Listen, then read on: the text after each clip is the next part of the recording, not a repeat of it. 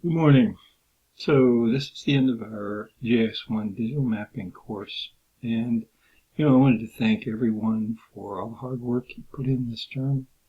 The results, I think, have been, in many cases, stunning. The work that you're doing, you should all be definitely saving the results of this work. Put it in your digital portfolio that you're building. And this will be useful going forward.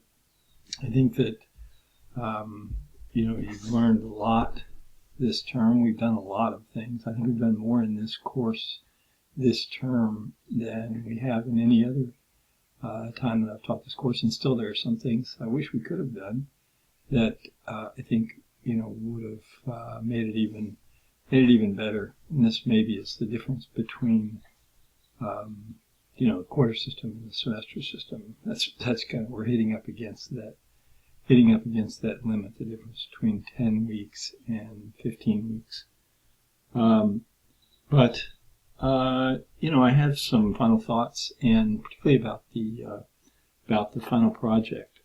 Your final project is intended to be a tour de force, and I use that term to describe what you're doing here in finishing up your final project in part 2 of our final project.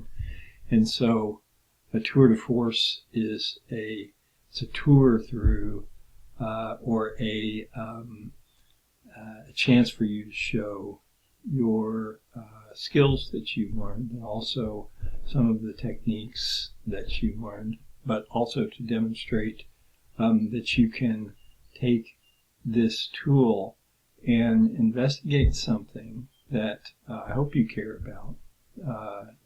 I have you working on toxic chemicals in our environment, and taking this question and investigating it, and then producing some new knowledge about it, and then also producing graphic results. This is always important in GIS, being able to display and visualize the things that you've discovered from the research. And again, this is very preliminary research that you've done. This is only 10 weeks, right? So you display this graphically, and then you also write about it. And so these two different parts need to work together in the final project. A visualization of the research that you've been doing in a mapping sense, because this is GIS and it's geography, and a textual explanation of what you did and also what you found. So those two things in the paper married together. The mapping that you're doing, you have a number of resources available to you. So you have data resources. We have a number of data resources. We are working with the toxic release inventory data set, and each of you has the TRI data set that you're working with. Most of you probably from Cook County, and then others in other communities. If you don't have the data resources that you need, please contact me. A number of you have contacted me. I've helped them out almost immediately when they've contacted me, and helped them to extract data resources from national data sets, for instance, the census data for particular communities that they're working in. So these kinds of data resources, if you don't have these things, you need to contact me immediately, actually, so that I can produce those for you and share and make them available to you quickly. That's one of the things that I do, and I think it's part of what I do. Again, this is in part because we're working over a 10-week deadline and not a 15-week deadline, right? So the TRI data that you've been working with, you should all have a good, solid geospatial data set the beginnings of a GIS that you're building, right, around this question. There's lots of other things that you might want to include. And we do have other data resources. For instance, our census data, because many of you are working in Cook County, we start out with a census data set from Activity 1. There it is. It's still there in Activity 1. So you need to go back and get that. If you don't still have it, go back and get it, because you probably do want to use that in your funnel project. And other vector data sets that I've made available occasionally to be used in these activities. If there's any vector data set that you're interested in, again, we're getting down near the end, but if there's any vector data that you can't find, that you haven't been able to find in other places, and I've directed people to different places, again, look back through your activities and you'll see some links and such that direct folks to different, you just call them gateways or portals for GIS data sets. If you haven't been able to find those things, contact me. I'll try to help you out as quickly as I can. Again, I'm busy too, like everybody. So I'll try to do the best I can, and things always get kind of crunched up at the end of the term. But I'll do my best to try to help you out the best that I can. So we have different kinds of data that we're using, and we also have techniques, and these techniques are pretty much laid out in the activities that we are doing. And so there's a number of activities, and you become experts to a certain extent in using these techniques compared to everybody else in the world who's outside of this classroom. And again, this is something that you have to take with you and carry it with you going forward, and use these techniques and use them carefully, and use them in a way that's going to produce truth, right? Because that's ultimately what we want to do. We want to make things that are true, that reveal the world as we see it with our tools that we have. So the different techniques that we've used mostly cycle around this activity of thematic mapping. Do you remember when earlier in the term I had a short presentation on thematic mapping? You may want to go back and take a look at that and just think through some of the different techniques that we have, some of the things that we've been doing just as a matter of course. Activity 1, 2, maybe not so much, 3, 4, 5 are different techniques that are used in thematic mapping. Sometimes we may be using techniques that are not necessarily mapping techniques, but they're analytical techniques that are geospatial.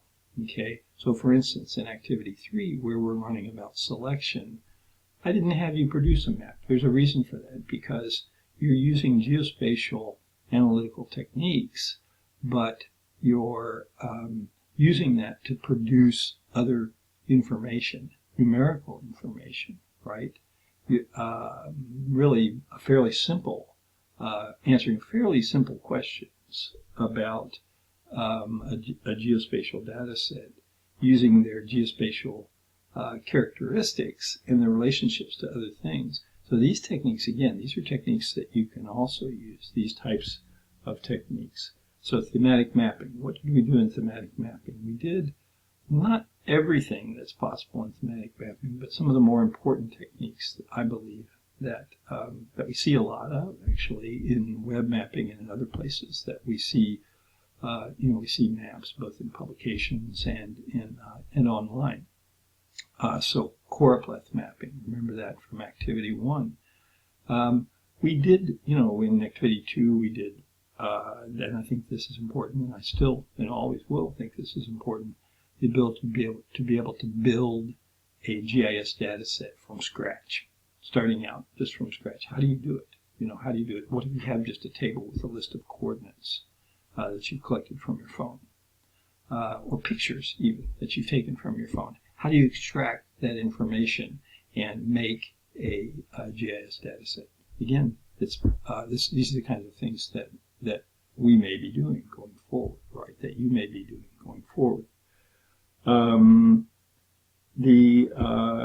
The techniques of selection, as I mentioned, and also the other thematic mapping techniques in particular that we've used, but there are other thematic mapping techniques that you should be able to probably, if you're interested in this field, learn about. And because it's really a very broad field that 10 weeks, you can't really work through it that quickly. So, wrapping up in activities 4 and 5, we did proportional symbol mapping, which is related closely to graduated symbol mapping. In proportional symbol mapping, you have all of these different points, and each point actually has a different size to it, depending on the exact proportion of the thing that you're mapping. In this case, toxic chemicals, right? In graduated symbol mapping, we actually classify the points just like we did in choropleth mapping, and we set a range of sizes that are applied to those classes so that you have symbols that are varying in size based on the more or less the average or the center value, the median or mean value of the class that each of those classes. So for instance, if you have 100 or 300 TRI sites, but maybe you only want 5 or 6 or 7 different size symbols, that would be graduated symbol mapping. Again, this is a very closely related technique in ArcGIS that you have available to you if you want to explore that and use that again. And then Z-surface mapping, the activity that we did with the data, the point data from the TRI in activity 5, where we took point data and we made a continuous surface map, in effect a three-dimensional data set that we can visualize in different ways using tools like ArcScene, or you can also use it as a planimetric map, a map that is two-dimensional, a more standard map that we use. So, and I think you saw this in activity 5. So these are the techniques that you have available to you. And then there's a paper that you're writing. This is a very short paper, but it's when you have a short paper, sometimes short papers are more difficult. They can be more difficult than longer papers, or there's certainly things that you should craft very carefully because I don't want 5,000 words, or I don't want 3,000 words, or even 2,500 words. And I'm asking for a relatively short paper here, right? And I'm also, so this is a paper, right? And so you have to balance the different parts of it. In this paper, you have a story to tell, right? This is the chemical, or these are the chemicals, and this is the place that these chemicals are being released. And how do I tell that story? One of the ways you can make this story really powerful is by combining what we know about toxic chemicals and what you're learning about toxic chemicals in these various places you're looking at, and the census data, the people that actually live there in these places, right? And so you can use the census data and the toxic release data to produce some very interesting numbers and powerful numbers in your paper. For instance, you could use selection to select the worst polluters in a particular category, a particular chemical. And maybe that chemical has very serious effects on young people or older people. And so you can use those points to select the census tracts within the close proximity of the facilities that are releasing those chemicals. And you can extract the information from the attributes to how many kids, for instance, how many kids under 5 live within very close proximity. How far? You decide, right? This is your paper. This is your story that you're telling in this paper. Okay? So it is a short paper, and this is not something that I'm asking for approximately 1,000 words. That's about 4 pages at about 11-point font, roughly. And this is the paper part, not the references, right? And I put something in that was in the posted this, a short little video on, very short. If you run it at 1.5 speed, it's under 2 minutes, about literature review. Why do we do this? Why do all of your professors stress this? Okay, take a look at that. Under 2 minutes. Okay, at 1.5 speed. I recommend it. That's how I watch my own videos. Actually, I speed them up because sometimes I'm pretty doggone slow. I'm talking because I think this is my excuse.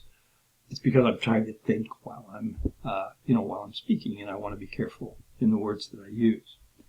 But use the literature that you're looking at. Well, what literature are you looking at? Well, you have your textbook, of course, right?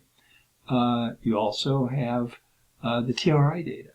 That's a textual reference, and there's tons of resources through the Toxic Release Inventory and the TRI Explorer that you can use. These are all web documents, and you guys you're getting smart enough so that you know how to cite these things. This is literature. It's a type of literature that you're using, okay? But this is why we do literature review, because we want to know what the heck do other people know about this, and I want to know. I don't want to redo things that someone else knows. I want to do new work. That's what you want to do here, right? You want to discover something new. This data has only been available since this fall. So how many people do you think have been working on this data? I don't know. I mean, this is something maybe for you to find out. If you find out something that's been published since October of 2019, maybe that's something you might want to include in your or at least read and think about. So I'm not really asking you to do a formal literature review, a written literature review, because that would take probably more than 1,000 words to do that, right? But I do want you to look at literature that can be useful to you, and I want you to cite that literature appropriately in the paper. Let me know what literature you're using, okay? And you're all going to be using some outside literature, whether you cite it or not, but you need to cite it in the paper, okay? So, important thing now, finish strong, okay? Finish strong. Do something that you're proud of, and something that's going to be, a really cool artifact for you going forward, something you can use as you go forward in your work that you're going to be doing from now on. Okay? All right. Great term, great course. I've really enjoyed all the time I've spent with you folks online. I've met many, if not most of you, online. And, if you're having any issues as you're finishing up over the next week, please contact me. Cheers.